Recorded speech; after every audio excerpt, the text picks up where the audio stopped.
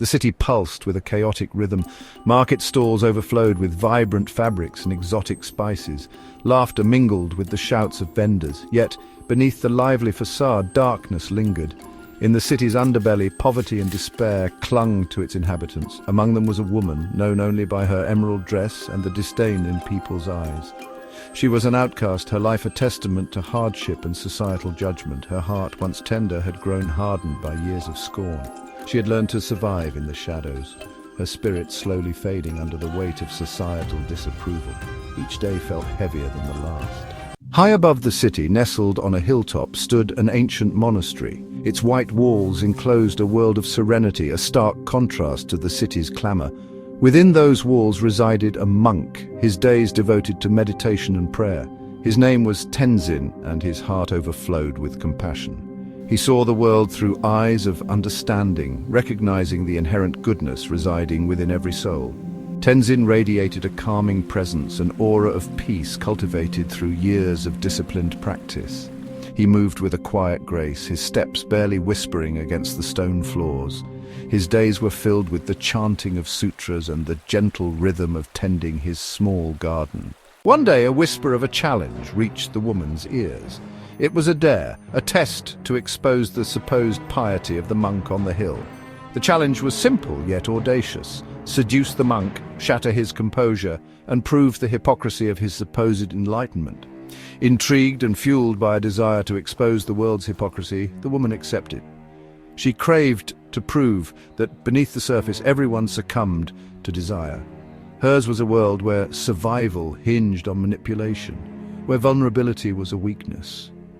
She envisioned the monk's serene facade crumbling, revealing the flawed humanity she believed hid beneath. Compassion's gaze. The woman ascended the stone steps to the monastery, each step echoing her own turbulent emotions. She found Tenzin tending his garden, his movements imbued with a quiet grace. When he turned, his eyes met hers, and she felt a strange stillness wash over her. There was no judgment in his gaze, no hint of condemnation. Instead, she saw understanding, a depth of compassion that disarmed her. He greeted her with a gentle smile, his voice as soothing as the wind chimes that danced in the breeze.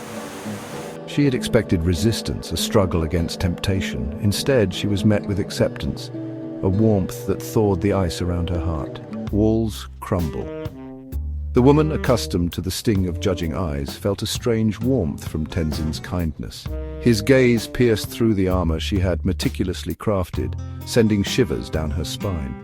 She stumbled over her words, her facade crumbling under the weight of his tender compassion.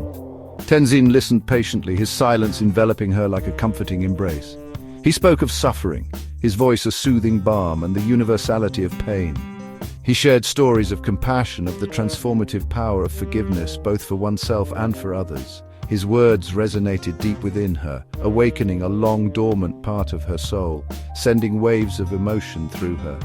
For the first time she felt truly seen, not for the life she led, but for the pain she carried, her heart swelling with a newfound sense of relief.